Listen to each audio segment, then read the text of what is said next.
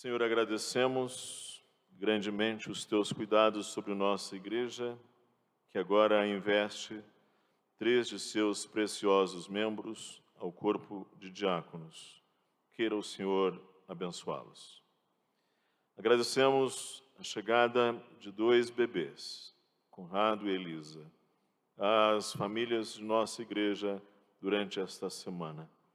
Queira o Senhor abençoar os seus preciosos pais, avós, familiares, que essas crianças cresçam e se fortaleçam e sejam grandes bênçãos. Rogamos por aqueles que sofrem motivos de saúde, estão privados, inclusive, de estarem conosco. Particularmente, oramos por teu servo, nosso irmão Luiz, que nesta hora está sedado em leito de UTI, trazendo alguma preocupação aos seus filhos, sua esposa, nossa irmã Beth. Pedimos assistir o teu servo, dá-lhe recuperação pronta e completa em breve. Queremos ouvir da graça do Senhor se manifestando na vida e na saúde do teu servo. Oramos pelo nosso país, que vive dias agitados, que o Senhor esteja fortalecendo as nossas instituições, fortalecendo os limites das nossas instituições e que possamos ver o nosso país exaltado em justiça, em verdade, em retidão. Queremos rogar pelos jovens de nossa igreja que neste horário, ou no dia de hoje, vão submeter-se ao Enem.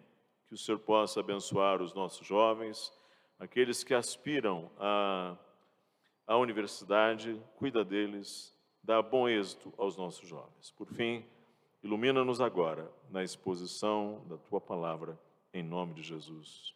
Amém.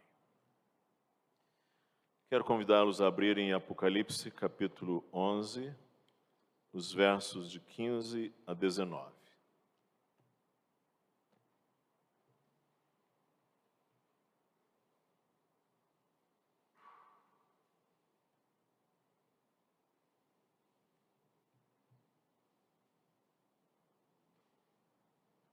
Apocalipse, capítulo 11, os versos de 15 a 19.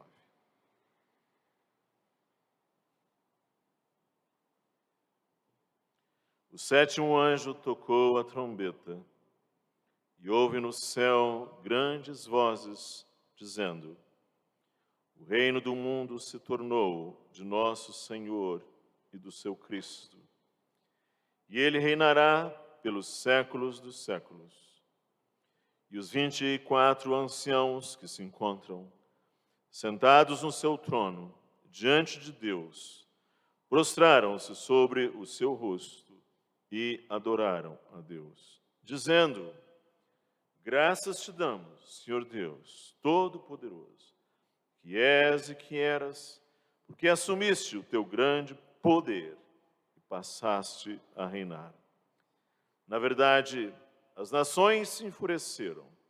Chegou, porém, a tua ira e o tempo determinado para serem julgados os mortos, para se dar o galardão aos teus servos, os profetas, aos santos e aos que temem o teu nome, tanto aos pequenos como aos grandes, e para destruíres os que destroem a terra. Abriu-se então o santuário de Deus, que se acha no céu, e foi vista a arca da aliança no seu santuário, e sobrevieram relâmpagos, vozes, trovões, terremoto e grande saraivada. Certa pessoa lia esta semana uma notícia sobre um vilarejo espanhol chamada Aldeia de Salto de Castro, que está à venda por 260 mil euros. Tem ali 44 casas, um hotel e uma igreja. E esse lugar é uma vila desabitada há mais de 30 anos, bem na fronteira da Espanha com Portugal, ao noroeste da Espanha, à margem direita do Rio Douro. E essa vila toda está disponível no mercado. O vilarejo não tem moradores. O lugar está abandonado. E essa pessoa então me dizia: seria bom se eu pudesse juntar todos de minha família, comprar aquele lugar e morar lá, longe dessa sujeira e dessa confusão daqui. Eu entendi. E, de fato, eu respeito o imigrante. Aliás, nesses últimos dias, explodiu o número de pessoas querendo ir embora do Brasil. O Brasil é um país de recepção de imigrantes. Os Estados Unidos são um país de imigrantes. E, atualmente, o Brasil, país que acolheu imigrantes, está vendo aumentar o número de emigrantes, inclusive muitos aposentados. E emigrantes e imigrantes lembram para a gente algo.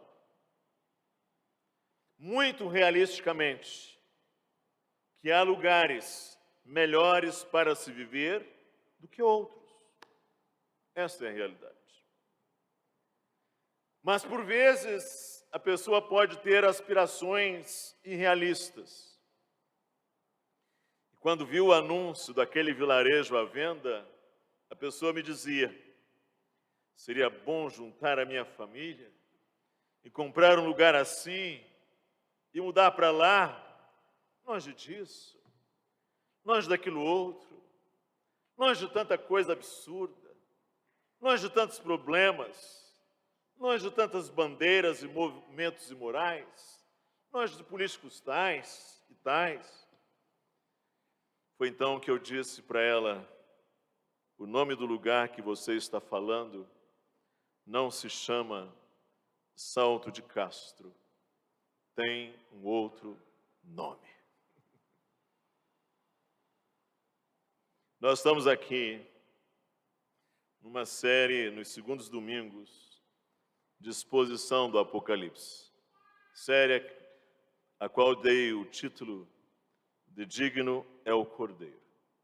Não é uma série sequencial, nem exaustiva, ou seja, não vou extrair todo o ensino deste livro, mas nós estamos aqui diante de um livro cheio de símbolos, cheio de números simbólicos, cheio de figuras, cheio de comparações. E assim como os sinais de trânsito que apontam para nós, ou que advertem-nos, animais na pista, ou pare ou siga, ou há uma ponte, há um estreitamento de pista adiante. Os sinais de Apocalipse não são a coisa em si. Os sinais apontam para alguma realidade. Está ali o trono de Deus, Deus no centro. O universo todo ao redor dele. No trono, quem está sentado tem um rolo selado, um pergaminho selado. Ou seja, como uma carta que tem selo. Mas esse era um livro que tinha uma carta que tem 7 selos. O cordeiro vai lá e apanha aquele livro e começa a desatar os selos. E à proporção que ele vai desatando os selos, algumas coisas acontecem. Está aqui então o momento em que ele desata o sétimo selo. Na hora que ele desata o 7º selo, há 7 trombetas. E as trombetas trazem aquilo que elas significam na Bíblia: advertências, alertas, chamamentos. Há a trombeta, via de regra, era aquele instrumento altissonante que era tocado para chamada para uma batalha. E agora aqui, está a sétima e última trombeta. É o texto que lemos.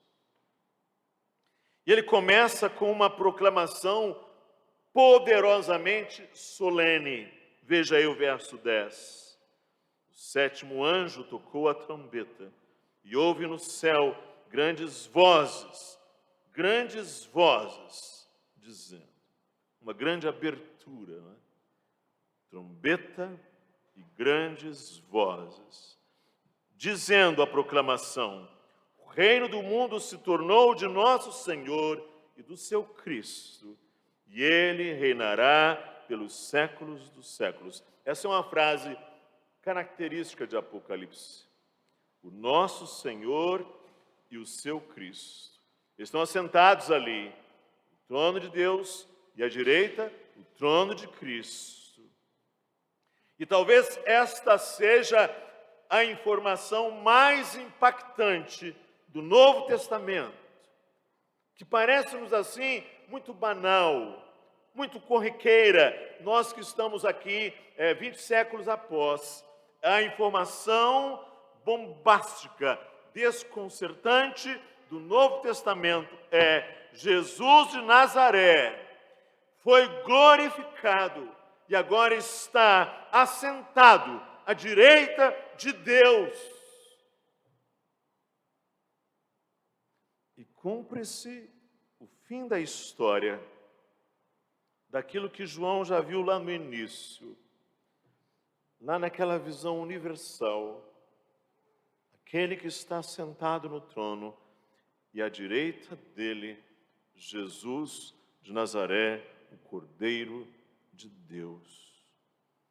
O que ele viu foi isto: Cordeiro indo até o trono, tomando o livro e assentado no trono, à direita do Pai, dirige a história para o fim que ele deseja. Aí, em segundo lugar, nós temos uma adoração que celebra a chegada de um novo e aguardado dia, quando se diz: o reino do mundo se tornou de nosso Senhor e do seu Cristo, e ele reinará pelos séculos dos séculos. Expressão séculos dos séculos é para dizer eternamente. Se diz agora nos versos 16 a 18. E os 24 anciãos, 12 mais 12, se encontram ali assentados ao redor do trono, diante de Deus, prostraram-se sobre o seu rosto e adoraram a Deus, dizendo: graças te damos, Senhor Deus Todo-Poderoso, que és e que eras, porque assumiste o teu grande poder e passaste a reinar. E, na verdade, as nações se enfureceram. Chegou, porém, a tua ira e o tempo determinado para serem julgados os mortos, para se dar o galardão aos teus servos, os profetas, aos santos e aos que temem o teu nome, tanto aos pequenos como aos grandes, e para destruíres os que destroem a terra. Essa é a porção maior desse texto. E sabe, é preciso que você se lembre de algo. Uma inteira geração de crentes, na época em que João recebeu estas revelações, uma inteira geração de crentes aguardava boas novas, boas notícias.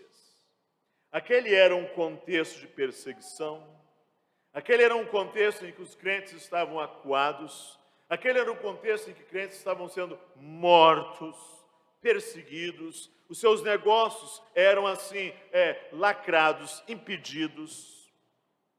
E quando você está sofrendo, você quer receber a notícia de que aquilo terminou, ou que aquilo vai terminar. E o que se tem aqui é informação em louvor de que o dia da ira de Deus põe fim à fúria das nações. Com teu poder passaste a reinar. Na verdade, as nações se enfureceram.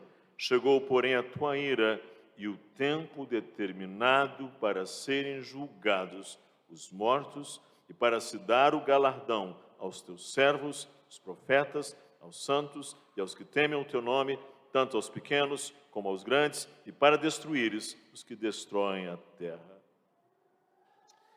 Eu sou de uma família não muito grande, meus pais tiveram 4 filhos, homens, todos homens. 5, na verdade, mas um morreu quando criança, bebê. 5 homens. Minha mãe é uma heroína, porque cuidar de meu pai e mais 4 homens dentro de uma casa não é alguma coisa nada fácil. Estávamos nós ali, 3 marmanjos solteiros, mais uma criança, o meu irmão mais novo, chorando, e a gente gritando no quarto, a gente fazendo aquela bagunça no quarto, e vinha papai na porta e dizia: chega, não quero ouvir nem mais um pio. Acabou. As nações se enfureceram, chegou a tua ira, agora é o tempo determinado de serem julgados. Na obra de C.S. Lewis, não era papai. Em Nárnia, em meio àquela balbúrdia, aquela gritaria, aquela arrogância daquelas bestas terríveis, vem o leão Aslan, dá o seu bramido e tudo cessa. Acabou.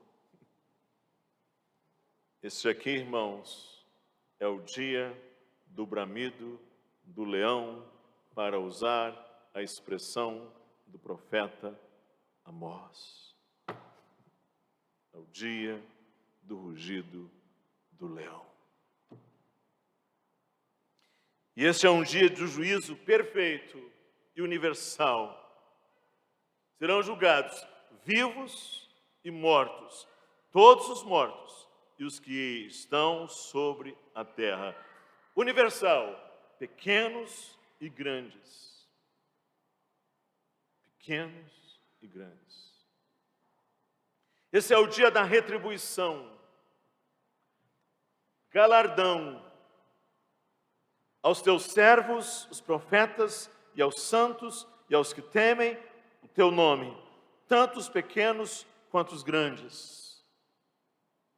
Esse também é o dia da destruição, e para destruíres os que destroem a terra. Aqui, destruir, eu peço apenas uma atenção sua, que não está dizendo aniquilar, como alguns às vezes imaginam.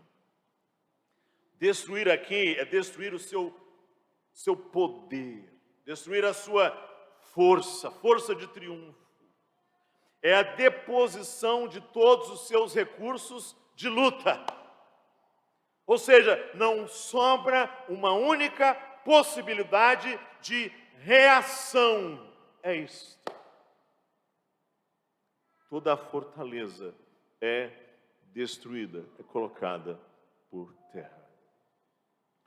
E o texto termina dizendo uma poderosa celebração do cumprimento da aliança, está no verso 19. Veja, abriu-se então o santuário de Deus, que se acha no céu, e foi vista a arca da aliança no seu santuário, e sobrevieram relâmpagos, vozes, trovões, terremotos e grande saraivada.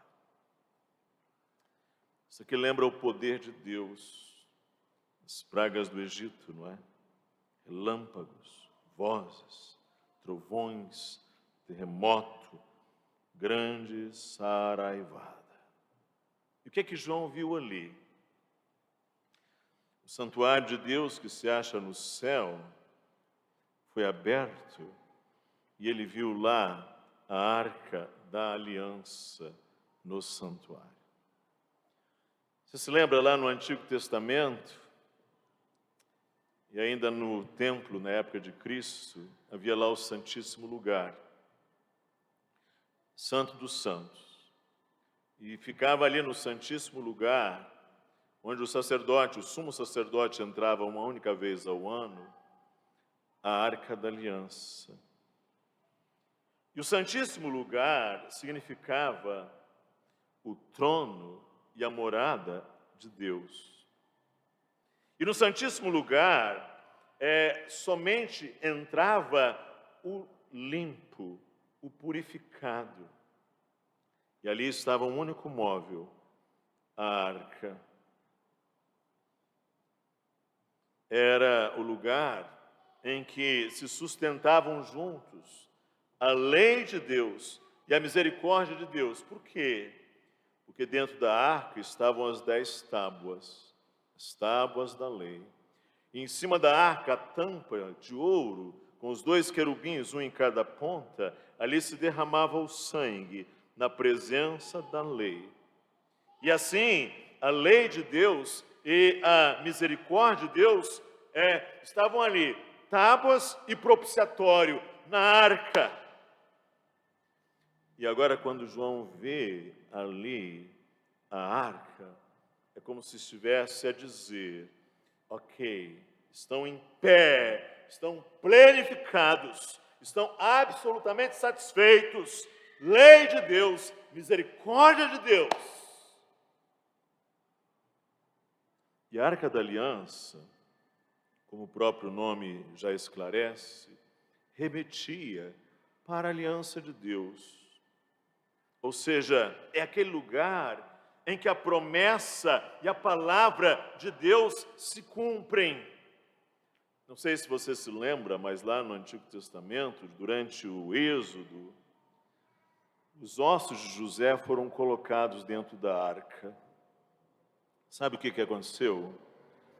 José, quando entrou no Egito, apenas a família de Jacó entrou no Egito, eram 70 pessoas. José disse: vai passar um tempo, o Senhor vai visitar esse povo, e nós vamos voltar para a nossa terra, e vocês apanhem os meus ossos e sepultem lá em Canaã. Passaram-se séculos, o Senhor cumpriu a sua palavra, apanharam os ossos de José, colocaram na arca. Quando chegaram lá na Canaã, sepultaram ali José. Porque a arca, irmãos, era a lembrança de que o Senhor cumpre a sua palavra, aquilo que Ele promete. A arca também era uma lembrança de que é Deus quem conduz, é Deus quem sustenta o seu povo. Lá no deserto, quando o povo não tinha o que comer, e ainda mais quando murmurava, o Senhor enviou algo para sustentar aquele povo. O Senhor enviou o maná. Sabe o que fizeram? Apanharam um pote, encheram de maná e colocaram dentro da arca. Aquilo era um símbolo. Deus sustenta o seu povo, Deus conduz o seu povo. E um Deus que sustenta a aliança, mesmo frente a um povo infiel a esta aliança, porque Israel era murmurador, Israel era idólatra, Israel era inconstante, mas Deus sustentava o seu povo. E a Arca da Aliança, sobretudo, apontava para alguém, apontava para Jesus Cristo. Ou seja, Deus entre os homens, justiça de Deus, misericórdia de Deus, promessa de Deus, sangue da aliança. E agora, nesses dias em que vem o soberano Senhor a inaugurar ali o seu reino para os séculos dos séculos, Ele diz: chega, nem mais um pio, nem mais um. Toda altivez se dobre, todo orgulho cesse, chega. E Ele retribui, e Ele recompensa. E o que se vê o que se vê é: abre-se o santuário e lá está posta, inabalável, a Arca da Aliança, com todos os seus significados, com todas as suas sombras, com toda a sua realidade por detrás, e lá está, ali tipificado, inabalável, o triunfo de Cristo. E assim se fecha o último olhar da história dos homens. Sabe, irmãos, falta-nos, como seres humanos, a onisciência e a retidão. Nós não sabemos tudo, nós não temos plena sabedoria, e ainda mais, nós também não temos a equidade. E a razão é simples. Porque nós temos o peso do pecado. Peso.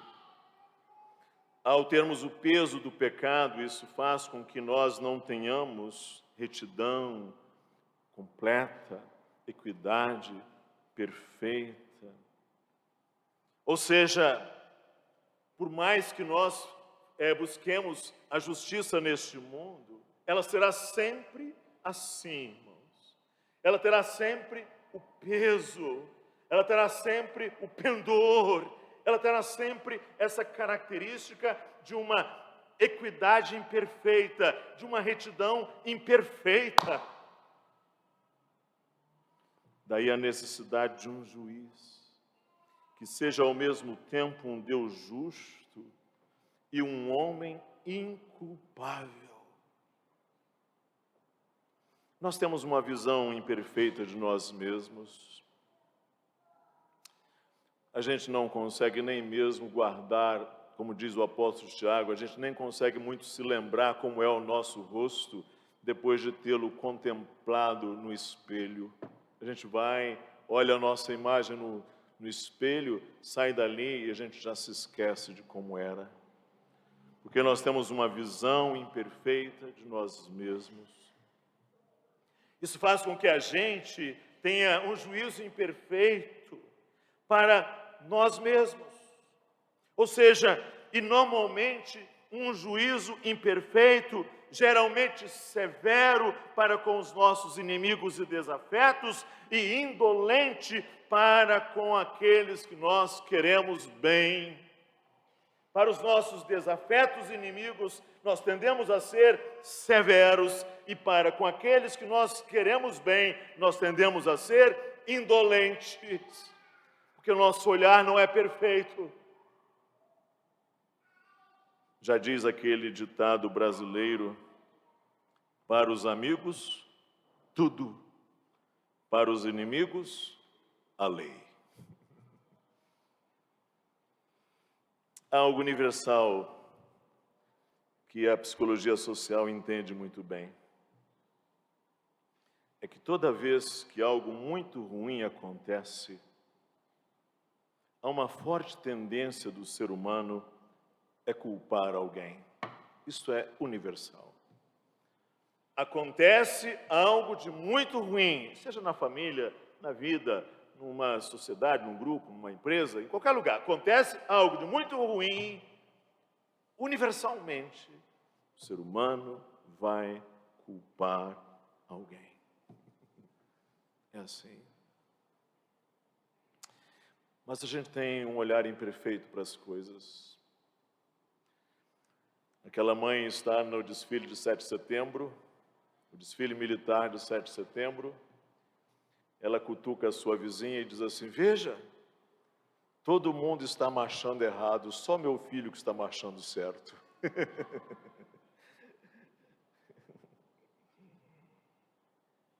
É porque os nossos olhares são imperfeitos, os nossos juízos são imperfeitos, têm pisos. Mas haverá um momento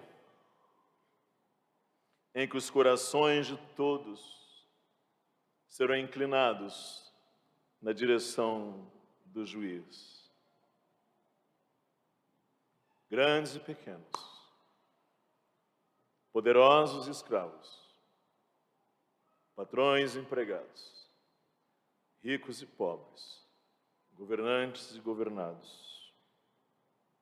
Todos, nem todos em amor, mas todos em temor, e alguns em revolta e decepções, mas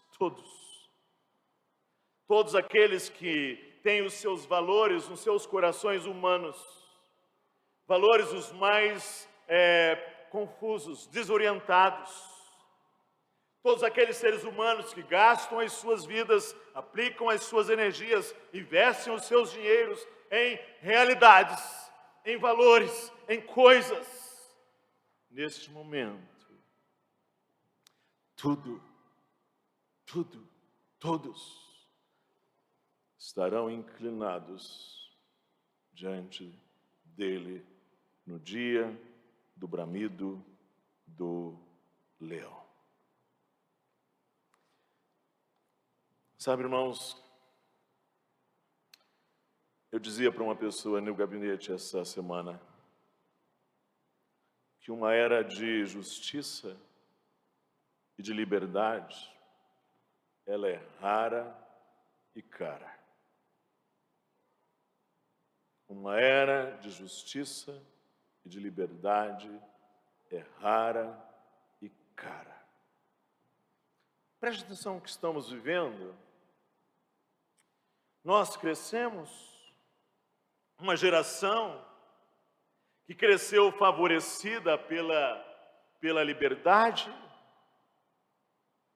Você hoje saiu de casa, você hoje apanhou o seu carro, ligou o seu carro, arrumou aí a sua família antes, serviu o seu café, veio a essa igreja, senta-se aqui, cultua livremente, canta o seu louvor, faz a sua oração, faz a sua devoção, ouve a Escritura.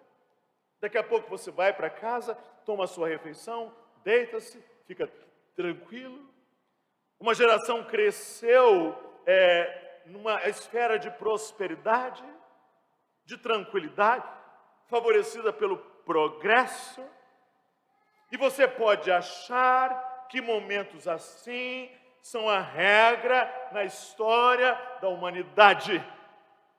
Você não contempla a história da humanidade, esses 20 séculos, desde Cristo, ou ainda mais, aqueles séculos que o antecederam, e você diz, foi sempre assim. Não é. Leia um pouco a história. Leia um pouco a história do Brasil. Leia um pouco a história da igreja. Leia um pouco. Informe-se. Um pouco de estudo de história ajuda. Aliás, eu diria mais, com destaque para o realismo da história bíblica. Leia a história bíblica. Você tem ali aquele homem, aquele servo de Deus, é claro, tinha suas falhas, suas fragilidades. Ezequias, rei bom, da casa de Davi, reina em Israel, em Judá, 29 anos, tempos bons. E aquela geração que ali cresceu nos dias de Ezequias pode ter sido iludida com aquela impressão de que aquilo que se tinha, aquele contexto, aquele paradigma dos dias de Ezequias duraria para sempre, 29 anos. Aí vem o filho dele, Manassés, reinar 55 anos. Sabe o que é 55 anos? É quase a minha vida toda. Eu já estou entregando minha idade. É quase a minha vida toda. Ou seja, é pegando o filho dele, sacrificando nos braços incandescentes de Moloque. É a coisa mais absurda, é imoralidade, é o peso ali das suas botinas sobre o aldeão ali em Israel. O reino de Manassés era isso. Momentos em que as instituições funcionam bem, em que nós temos tempos de paz, os tempos do shalom. A liberdade, irmãos, é rara cara.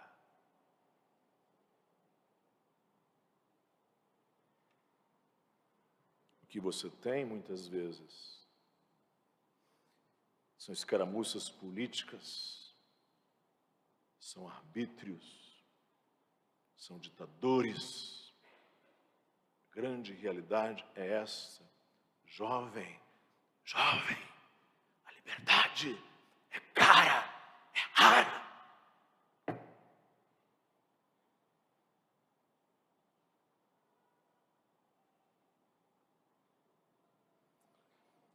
Outra coisa, você não pode esquecer-se. A justiça é também rara entre os seres humanos. Você já parou para pensar na injustiça praticada contra os fracos? Vamos pensar quem somos. O bebê no útero. Está ali o bebê no útero. Quem defende o bebê no útero? Quem fala por ele? Quem protege a sua vida?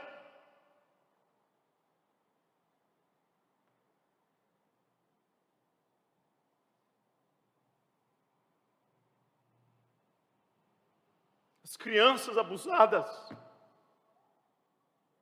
Neste país que vivemos, sobretudo e principalmente, não a moda dos americanos, mas a moda dos povos latinos, abusadas nos lares, por seus pais, padrastos, tios, tias, irmãos, irmãs, crianças, meninos, meninas.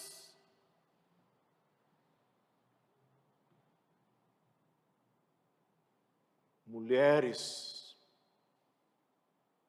A editora Fiel publicou um livro excelente, para o qual, aliás, contribuí com um prefácio. O abuso de mulheres. Os homens não entendem o que é masculinidade, não entendem o que é ser homem. E são agressões, socos, pontapés, lesões corporais, facadas, tiros.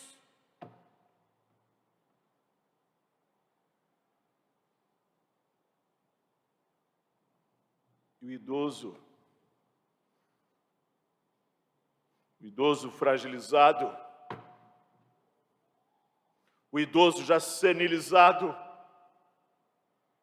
o idoso que não tem mais aquela condição de mapear-se, de defender-se na luta, ali no revés da história, dos combates, da luta humana pela sobrevivência, o idoso fragilizado, senilizado, ridicularizado, humilhado, preterido, na nossa sociedade indigna, que ela se prevalece sobre os fracos.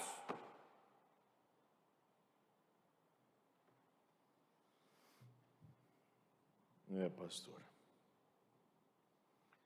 E faz sentido aquela irmã ou irmão que disse que queria comprar aquela aldeia para ir para lá. Mas sabe, o nome do lugar que você deseja não se chama Salto de Castro. Tem outro nome.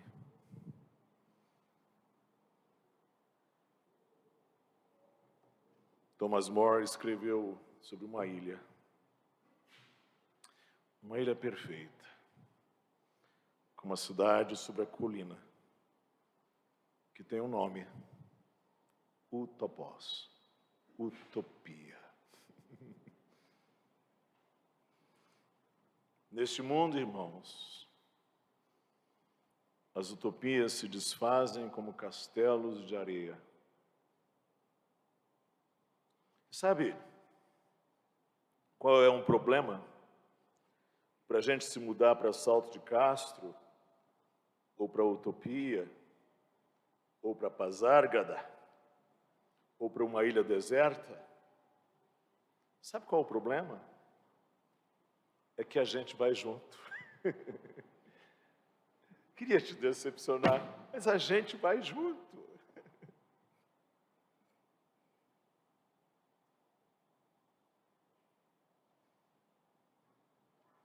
As nossas melhores instituições se corrompem. Nós precisamos de um reino firme, de um reino eterno, de um reino inabalável, no qual, como diz a Escritura, habita a justiça. E eu queria dizer para você que vem desse legado cristão, paulino, agostiniano, reformado, esse legado, isso é exatamente o que a Bíblia apresenta. Não é nada menos do que isso. A promessa da Bíblia, de Cristo.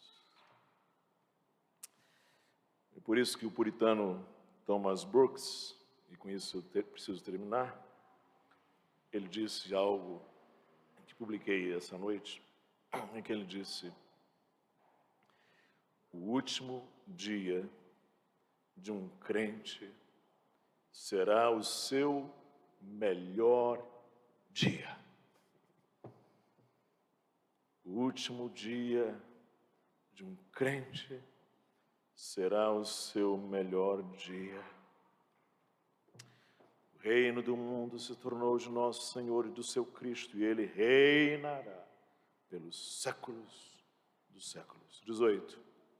As nações se enfureceram, chegou, porém, a tua ira, é o tempo determinado, para se dar o galardão aos teus servos os profetas, aos santos e aos que temem o teu nome, tanto os pequenos como os grandes, e para destruíres os que destroem a terra. Vê-se a arca lá no santuário, está posta, inabalável, e sobrevieram aquelas linguagens que nós não conseguimos colocar em palavras. Quando a coisa é grande, é preciso alguma coisa além da palavra, não é? E sobrevieram relâmpagos, vozes, trovões, terremotos e grande saraivada. Ou nós temos esperança nisto, ou a nossa esperança em Cristo se limita apenas a esta vida. E se a nossa esperança se limita apenas a esta vida, como diz a palavra de Deus, nós somos os mais miseráveis de todos os homens. Que Deus abençoe você. Amém? Vamos falar com o Senhor. Senhor Jesus, venha logo. Venha. Que venha o dia do leão. Que venha o dia do trono branco. Que venha o dia das coisas perfeitas, acabadas, plenas, novas. E que toda altivez e que toda a nossa falta de equidade, justiça, retidão tenha fim.